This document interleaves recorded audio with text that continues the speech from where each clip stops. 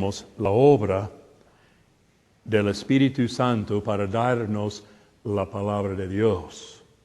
Entonces, progresiva del Espíritu Santo en la palabra de Dios.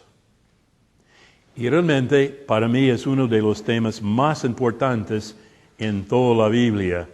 Y por un lado, pues el asunto es que es un mandamiento que nosotros tengamos la llenura del Espíritu Santo en nuestras vidas ahora. Como dice Pablo, no os embriaguéis con vino en lo cual hay disolución, antes bien sed llenos del Espíritu, hablando entre vosotros con salmos, con himnos y cánticos espirituales. Yo creo que todo esto, estos salmos, himnos, cánticos espirituales, pues son los títulos de todos los salmos. Y los salmos que podemos mostrarles, quizás esta noche no, pero podemos mostrarles que sí fueron dados por el gran profeta, nuestro Señor Jesucristo, el Hijo de David, el gran Hijo de David. Y en un sentido, todos los salmos son mesiánicos. Debemos hablar bastante sobre esto, pero quizás hay un libro que sale en estos días sobre este asunto de pronto. Entonces, hablar con las palabras de Cristo entre nosotros, todo tiene Cristo como el centro. Él es el meollo de todo. Cantando y alabando al Señor con vuestros corazones, en vuestros corazones, dando siempre gracias por todo al Dios y Padre, en el nombre de nuestro Señor Jesucristo. Someteos unos a otros en el temor de Dios. Pues ustedes sí tienen esta cita de San Hipólito, y pues que ustedes leen esto, pero vamos a estudiar ahora la obra progresiva del Espíritu Santo. La otra noche, pues hablamos un poco de los tres oficios de Cristo. ¿Cuáles son? A ver, ¿cuáles son los tres oficios de Cristo? Profeta, sacerdote y rey. Y alguien mencionó que Cristo, pues, es llamado el gran apóstol del Padre, como Él fue enviado del Padre. La palabra apóstol, pues, viene de este asunto de que significa realmente enviar en el nombre de otro. Es decir, que realmente Cristo fue enviado en el nombre del Padre. Él habló las palabras del Padre a sus discípulos. Y Él mostró que Él fue enviado por el Padre, autenticado todo esto por medio de milagros, señales que tenemos por todo el libro de Juan, mostrando que Él fue el apóstol, el enviado del Padre. Entonces sí, vamos a mirar algo de esto esta noche, cómo es lo tan importante esta noche notar de nuevo cómo es el asunto que es el lema de 1 de Corintios 4:6, a ver si podemos decirlo juntos. No ir más allá de lo que está escrito. A ver, todos. Creo que algunos, porque yo creo que eso es importante, tener esto. Porque, ¿qué pasa? Él viene, Dios me ha revelado que, Dios el Padre tiene tres, no, Él tiene un vestido como, el mismo vestido como el mío, café. Míralo, 3 personas. El Hijo, ¿cómo es que Él dice? El Hijo tiene 3 personas también. Y el Espíritu Santo tiene 3 personas. Nadie puede no estar de acuerdo conmigo porque Es algo revelado por Dios mismo a mí. Blasfemias, blasfemias, blasfemias. Debemos siempre tener la palabra de Dios como base y no ir más allá de lo que está escrito. Y esto es lo que vamos a aprender esta noche, que la obra progresiva del Espíritu Santo es algo que podemos ver como una estructura de la revelación de Dios.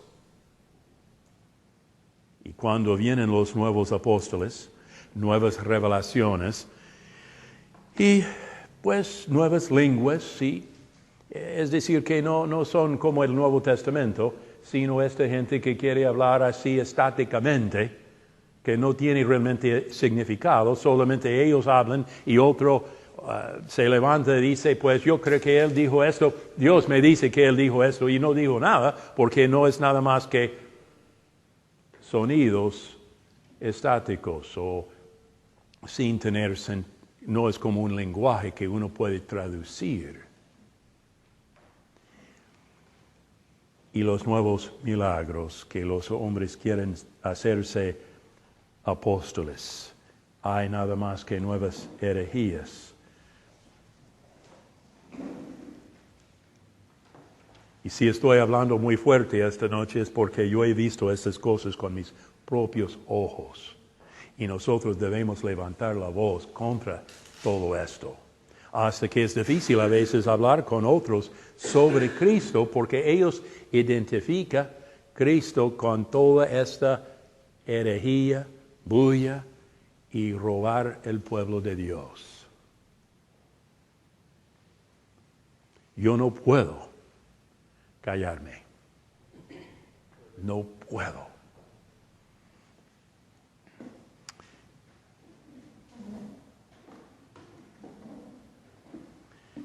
Entonces vamos a comenzar esta noche con esto que es tan importante, exclusivamente una doctrina bíblica. Esta obra del Espíritu Santo no es algo que uno puede aprender fuera de la Biblia misma. Segundo, hay dos alternativas. Uno puede decir, pues, yo voy a aceptar todo. Gigi Ávila llega con otra revelación. Y así otro Benny Hinn llega o otro así del norte con nuevas revelaciones y yo voy a recibirlo sin probar todo con las Escrituras. No, no y no. La Biblia nos dice, 1 de Juan, por un lado, nosotros no vamos a recibir las nuevas revelaciones, pero como dice Juan, las revelaciones del Nuevo Testamento, amados, primera carta de Juan, capítulo 4, amados, no creáis a todo espíritu, sino probad los espíritus si son de Dios, porque muchos falsos profetas han salido por el mundo. En esto conoced el Espíritu de Dios.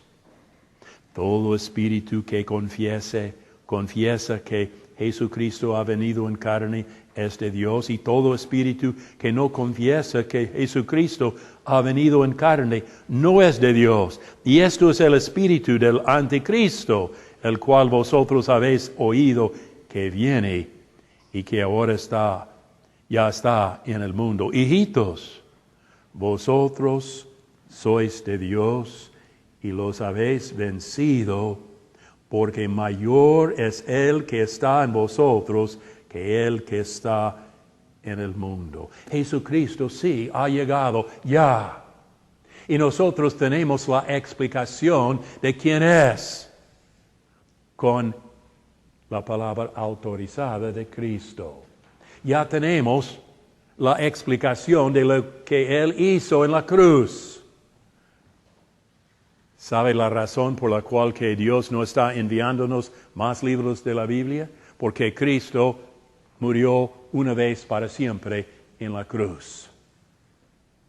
Y Dios no está enviando a Cristo a morir en la cruz otra vez, ya con más necesidad, otra revelación, otra explicación de lo que significa todo esto. Vamos a mirar un momento ahora este asunto de la teología. Es bueno realmente entender exactamente cómo es que debemos andar con la teología. Primeramente, en la teología debemos entender qué es la teología exegética. Es decir, que uno llega a los textos de la Biblia y uno tiene que entender, exponer, estudiar, profundizarse en los textos bíblicos así. En su contexto, no solamente estudiar las palabras, sino también estudiar la historia de la salvación y cómo es que todos estos textos se concuerdan, quizás es la palabra, así que no es que un texto dice una cosa por allá, lejos de aquí, y otro texto dice otra cosa, sino que todo tiene como un matrimonio, todo así bien acoplado. Así, quiero que ustedes miren esto. La teología exegética realmente toma así, desde la creación, Dios es el creador y Él ha creado todo lo que hay. Y con esto, en todo lo que tenemos con la caída del hombre, ya hay el pacto de Dios de enviar un Salvador. Génesis 3:15. Y con esto, pues, las promesas de Dios y el pacto de Dios con Abraham. Entonces, tenemos así con todo eso puntos, textos, la revelación de Dios sobre lo que está pasando. Tenemos todo esto que está pasando y Dios nos da explicación de todo esto. El pacto que Dios cortó con Abraham, estos animales, cada uno, la mitad por este lado, la mitad por este lado, otro animal así. ¿Y qué pasó? Dios pasó entre estos animales, diciendo, pues con su revelación del significado, que Él promete cumplir con su promesa así totalmente, y si no, lo que pasa a estos animales pasaría a Dios mismo. Además de esto, Él pasó por nosotros, los que han violado el pacto con Dios. Y Él es el quien nos ha sufrido, es nuestro Salvador. Y podemos mirar esto con más cuidado, pero todo lo que nosotros tenemos aquí es tan importante el asunto de que la revelación de Dios va explicando los hechos de la salvación en todo el Antiguo Testamento. Así, los sacrificios en el templo, pues tenía relación con el pacto de Dios. Él cortó con Abraham. Y estos animales presentados, aves y todos los animales, los sacrificios en el templo.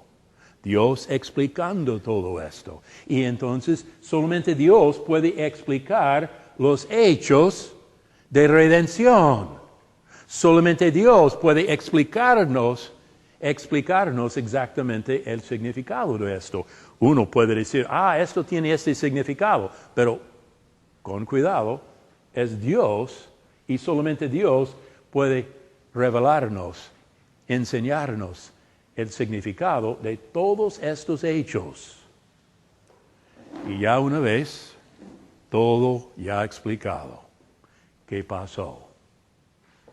Silencio por 400 años. ¿Recuerdan? Los profetas, así dando la palabra de Dios en hebreo, constantemente, llegando la palabra de Dios, explicando estos hechos de redención. Y llega como este fin, 400 años. Y el último profeta del Antiguo Testamento, ¿quién fue? Malaquías. Perdón. Bueno, Juan. Yo no quiero decir que Brondo está equivocado, pero es una equivocación horrible, ¿no? ¿Quién es el último profeta? Anoche me dio el nombre de él. ¿Yo? ¿Quién? ¿Yo leí el nombre anoche? Pues Juan el Bautista. ¿Recuerdas? La palabra, he aquí el Cordero de Dios que quita el pecado del mundo. Y como Él es el más grande de todos los profetas, de todos los hombres, de toda esta época de esperar la redención, el Redentor. Y 400 años de silencio y llega la palabra de Dios. Porque llega el momento de la encarnación. El anuncio. No es solamente que viene, pero aquí está. Otra vez, con la encarnación, ya tenemos la revelación de Dios, comienza otra vez. Y tenemos los hechos, ¿qué significa? María, virgen, dar la luz a un niño, poner el nombre Jesús. Pues muchos pueden escribir libros sobre eso, pero solamente Dios puede darnos las buenas nuevas sobre este hecho, explicar el significado de la encarnación. Entonces nosotros ya tenemos, otra vez comienza con estos grandes hechos, la cruz, que es como central de todo, y la ascensión de Cristo. Tenemos todo esto en la historia de la salvación y como parte de esto, Dios nos da la explicación de todos estos hechos de redención. Y mientras que hay hechos de redención, hay también a la vez explicación de lo que Dios ha hecho. Entonces, tenemos que estudiar los textos exegéticamente, entender todos estos puntos y así otra vez entender los puntos de la revelación de Dios y la teología bíblica, ¿qué es? Claro, todo el mundo quiere decir su teología es una teología bíblica, pero lo que significa esto es que nosotros tenemos como la historia de la salvación, con todos estos puntos de la redención. Hay explicación de esto y nosotros estudiamos todos estos puntos y tenemos la historia de la salvación.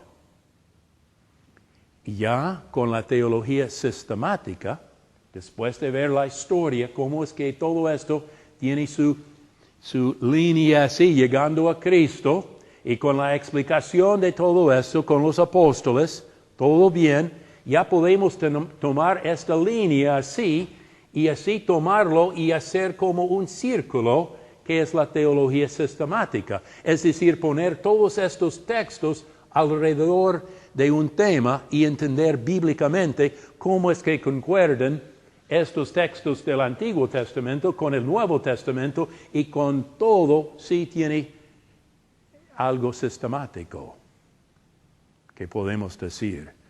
Y necesitamos estos tres, en un sentido, para hacerlo bien. Porque si llegamos a las Escrituras solamente para sacar algo así, un círculo, de pronto no hemos estudiado los textos bien. De pronto no hemos visto cómo es la historia de la salvación. Y debemos hacer estos pasos para tener el círculo así de la teología sistemática. Ojalá que esto ayude algo de entender que estamos en algo que es bastante serio, el estudio de la Biblia. La Biblia no es un libro humano. Por un lado, por supuesto, es bastante humano. Es decir, que Juan tiene vocabulario muy distinto que Lucas tiene así un griego tan bonito como médico y él realmente es con una educación muy buena y todo. Mientras que Juan, yo todavía puedo leer más o menos el griego de Juan sin problemas. Porque él escribe así como yo escribo en español, algo sencillo. Porque él realmente tenía su trasfondo en hebreo, arameo. Entonces él está escribiendo en otro lenguaje, el griego, pero ¿quién es más profundo que Juan? Nadie. Entonces tenemos un libro planeado por Dios mismo. Y toda esta historia, toda esta redención, toda la historia de esta redención es algo planeado por Dios. Y es Dios quien nos ha dado la revelación, el significado de todo esto. Otra vez, Dios no está enviándonos más libros de la Biblia porque Él no está enviando otra vez Cristo a morir en la cruz. Ya es un hecho. Y Dios nos ha dado la explicación, la revelación sobre este gran hecho de salvación. Hay mucho en todo esto. De pronto pensarlo y podemos hacer las preguntas, pero vamos a mirar un poco ahora este asunto de que nosotros tenemos en un sentido. Es importante ver esto, el número 4, ventajas sobre la Iglesia Apostólica.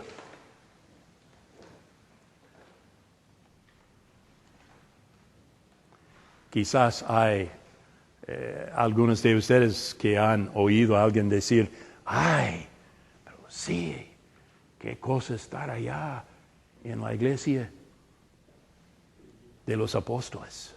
¡Uy, qué cosa, ¿no? Pero pensar bien.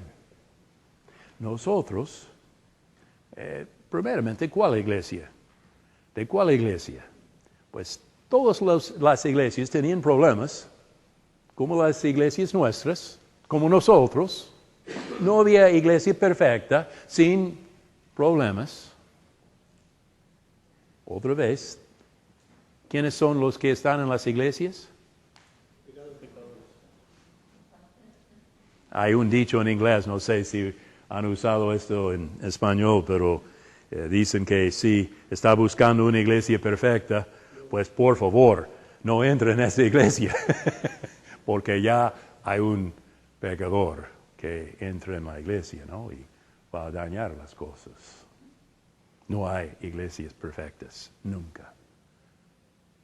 Pero quizás es importante ver que ya nosotros tenemos este cuadro esperando, ya como 2000 años estamos esperando la próxima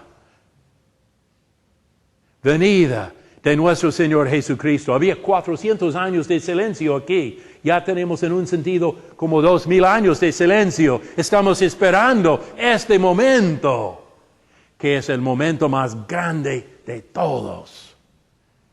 Cristo viene. Vamos a tener el gran acto de redención y vamos a tener grandes revelaciones sobre este acto, lo que Dios va a hacer. Es por esto que yo digo, con cuidado, no tener todos los detalles así planeados como Cristo viene. Porque los judíos, ¿qué hicieron ellos? ¿Recuerdan?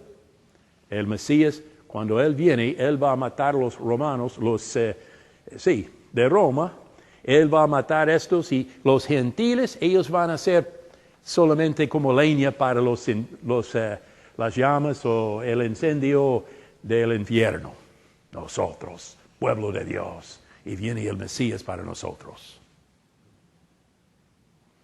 Y ellos tenían los detalles hechos exactamente.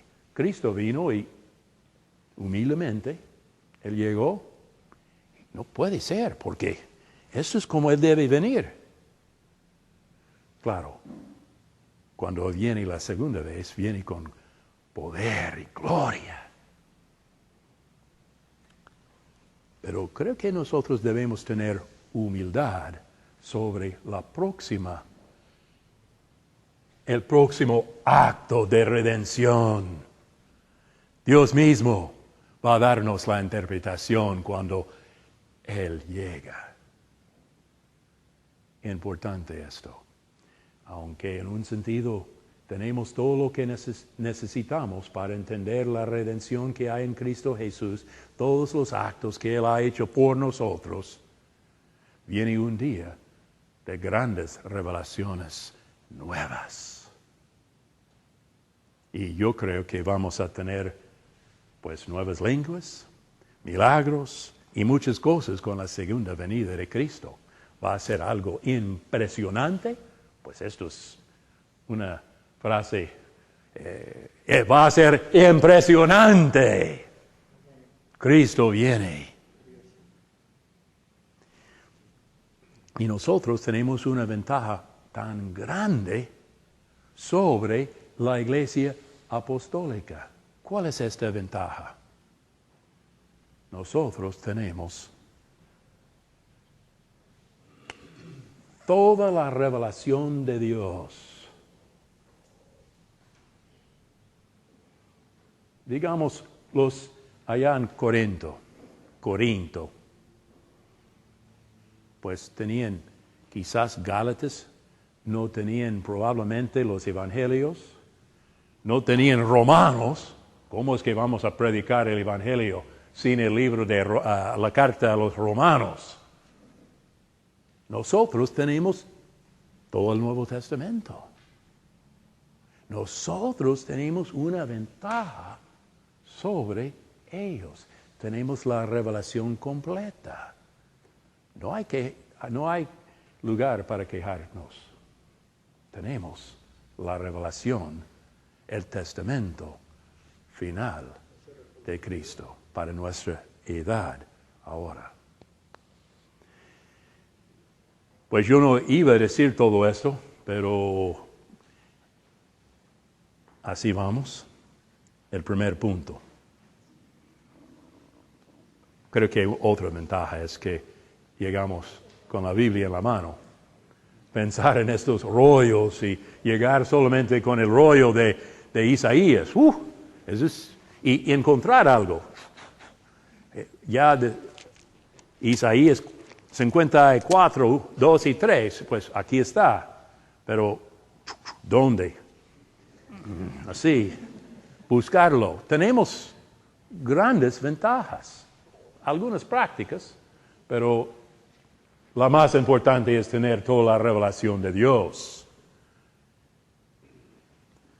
por medio del gran apóstol del Padre Jesucristo, el profeta que nos ha dado todas las palabras del Padre. Ahora rápidamente, entonces, nos toca con la obra del Espíritu Santo en el Antiguo Testamento, una doctrina neotestamentaria, la era del Espíritu Santo. Pues creo que podemos ver que hay una saturación del Antiguo Testamento, comenzando sin explicarlo. Inmediatamente la Biblia nos habla que en el principio Dios creó los cielos y la tierra. ¿Y qué? Que el Espíritu de Dios, ¿cómo es que dice? Sobre las aguas, presente, sin explicar que realmente hay Dios el Padre, por supuesto, y en este sentido el Espíritu de Dios está presente. Diferente, pero Dios. La mención del Espíritu Santo en el Antiguo Testamento no es tan extensa como en el Nuevo Testamento. Se menciona el Espíritu Santo en todos los libros del Nuevo Testamento. Todos. Menos las 3 cartas personales de Filemón, la primera y la segunda de Juan. Son así muy breves notas. Por otra parte, es mencionado claramente en solamente la mitad de los libros del Antiguo Testamento. Y puede leer lo que hemos escrito aquí. No aparece el Espíritu Santo en Levítico, pero sí en Números. Y así puede leer todo esto como es. Y ahora ve la unidad con el Nuevo Testamento desde el principio, desde el empiezo de la revelación hasta el fin. Pues tenemos la doctrina, todo está presente, la Trinidad, el Espíritu Santo está presente. Y voy a dejarles que lean esto del profesor escocés Smeaton y pueden leer sobre esta enseñanza de nuestro Señor Jesucristo y los apóstoles. Y vamos así a esta parte donde dice doctrina progresiva.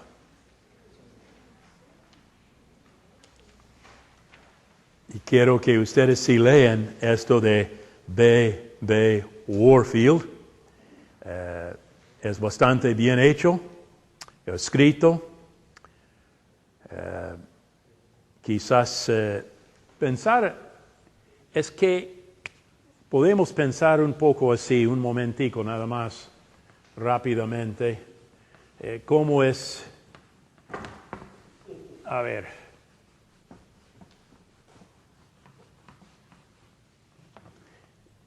tenemos necesitamos el artista aquí, Claudio, pero en un sentido podemos pensar cómo tenemos en el Nuevo Testamento, en el Antiguo Testamento, pues tenemos así las raíces de toda la doctrina de la palabra de Dios, los pactos y todo eso, el Espíritu Santo, todo esto de la Trinidad, todo está aquí en el Antiguo Testamento, pero podemos ver que así crece el árbol y así pues el árbol del Nuevo Testamento nos da estas enseñanzas con claridad, pero todo esto tiene sus raíces en el Antiguo Testamento. Y es importante pensar así porque a veces hay los que dicen, el Antiguo Testamento pues ya es algo del pasado que no sirve ahora, es algo que tiene errores, ya tenemos el Nuevo. ¿Cómo se llama la semilla de un roble? ¿Alguien? ¿Cómo es? Pues es de este tamaño, esta semilla. Y esto sí es parte del roble. No es menos roble que las hojas que están allá. Es necesario, es parte del gran árbol, del gran roble. Las raíces, todo esto es parte. Entonces hay unidad con el Antiguo Testamento y el Nuevo Testamento. Unidad. No es que uno va contra el otro, como los liberales, por ejemplo, algunos dicen, el Jesús del Nuevo Testamento tan bonito, pero Moisés no. Es que son de la misma revelación de Dios.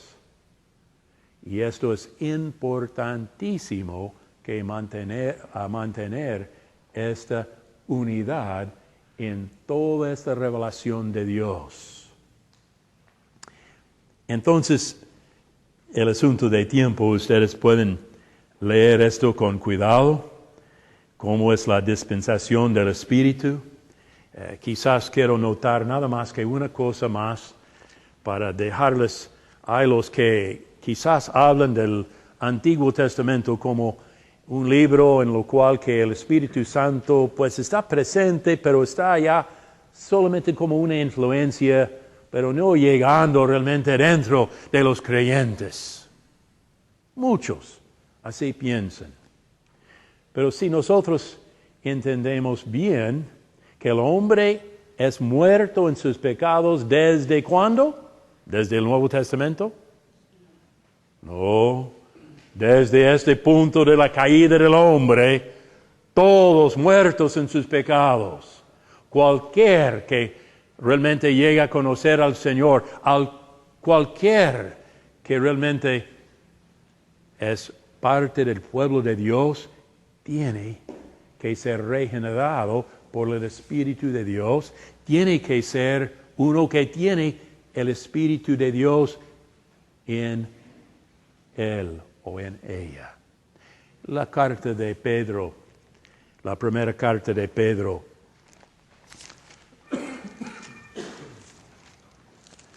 dice,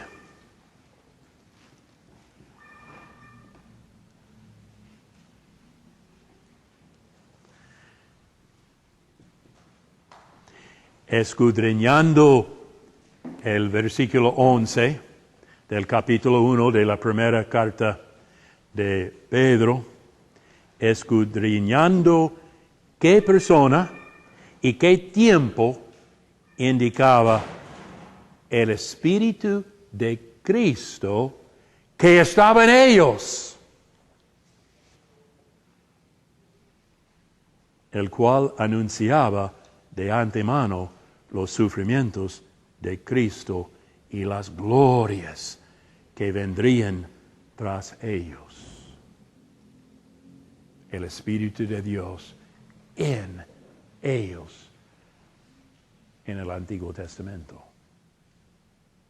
Lo que tenemos realmente en el Nuevo Testamento es que sí, el Espíritu Santo vino de nuevo para mostrar las glorias de Cristo. Es como un pueblo nuevo.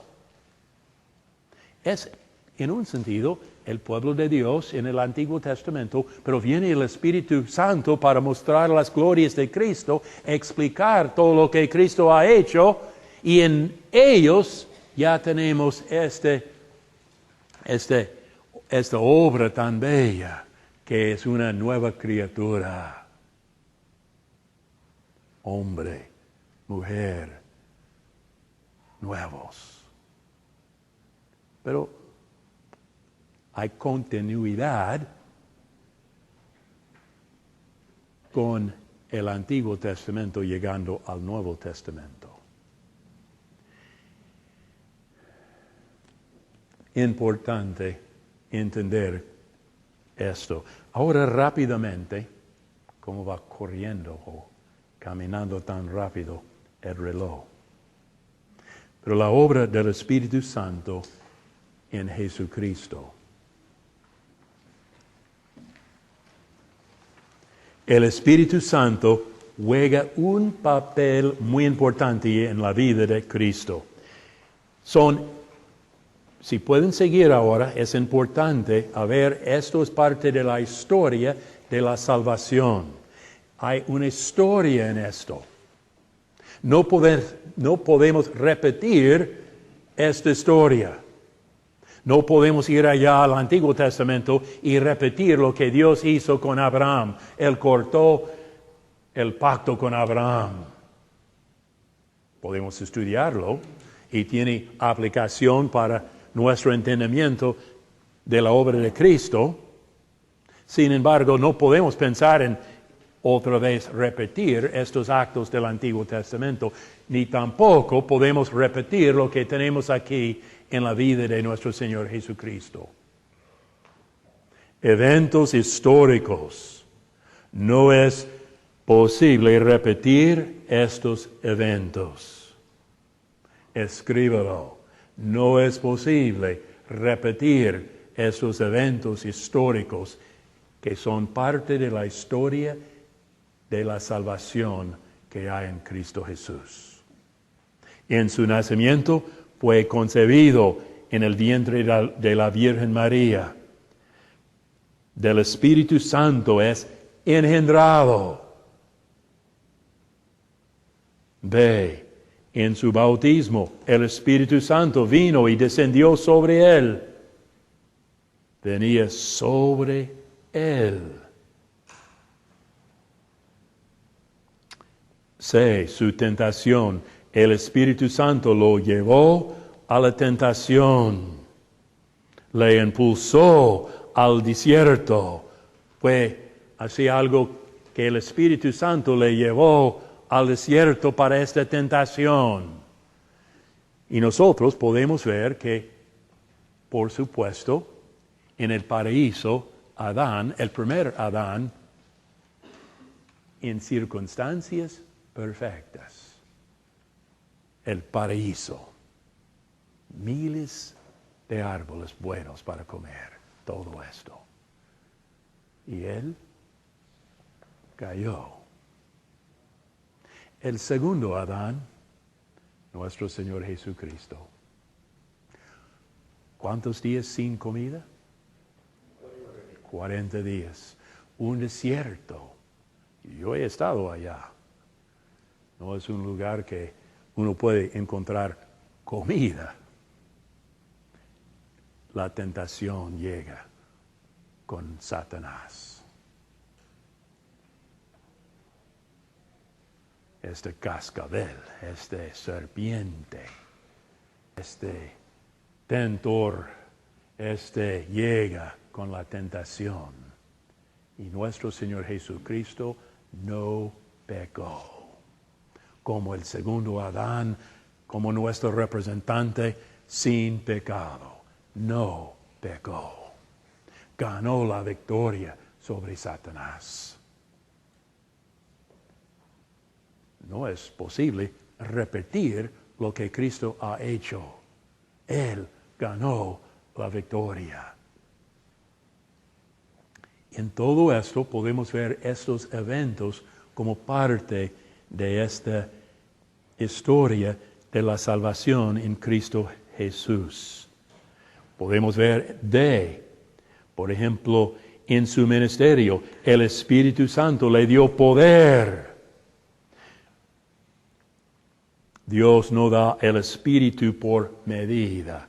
Él tenía todo el Espíritu en su ministerio. En su muerte, el Espíritu Santo le dio poder aun en su muerte. Hebreos 9:14, el cual mediante el Espíritu eterno se ofreció a sí mismo.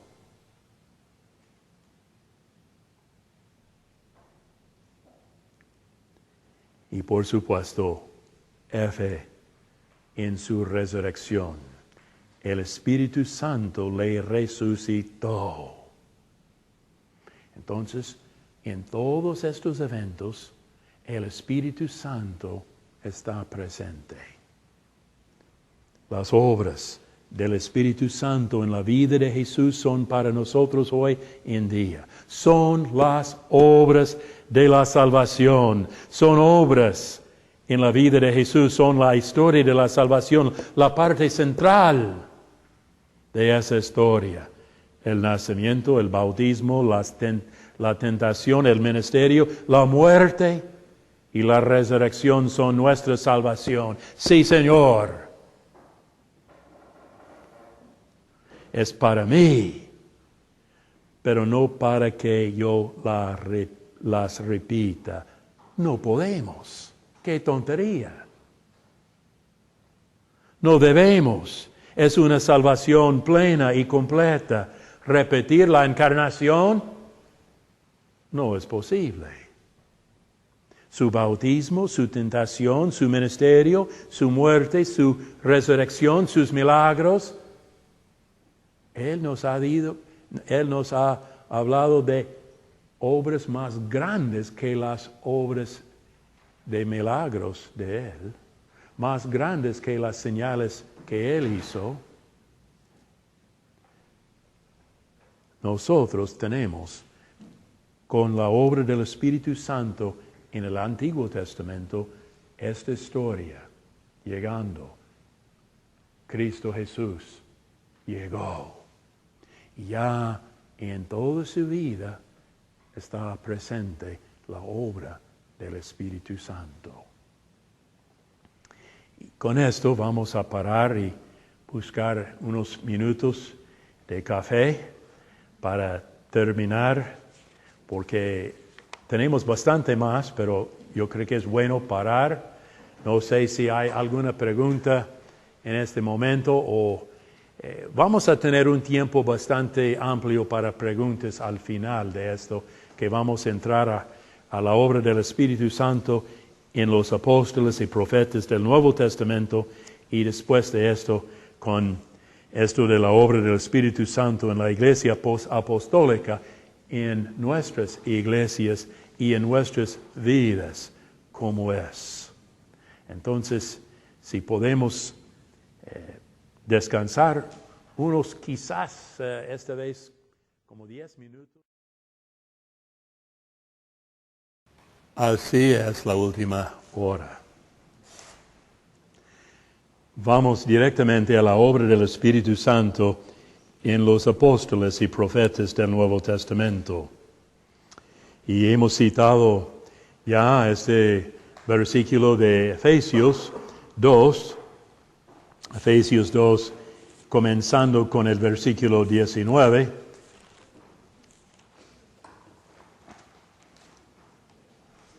Así que, Efesios 2, 19, así que ya no sois extranjeros ni advenedizos, sino conciudadanos de los santos y miembros de la familia de Dios, judíos y gentiles, todos juntos en la iglesia de Cristo. Es una iglesia sin clases, sin distinciones en este sentido. El versículo 20 dice, edificado sobre el fundamento de los apóstoles y profetas, siendo la principal piedra del ángulo Jesucristo mismo, en quien todo el edificio bien coordinado va creciendo para ser un templo santo en el Señor, en quien vosotros también sois juntamente edificados para morada de Dios en el Espíritu. Nosotros sí tenemos este lema apostólico, no ir más allá de lo que está escrito, y hay bases históricas sobre lo cual que nosotros tenemos este lema. Apóstol, que es uno enviado por una persona como si fuera la persona misma.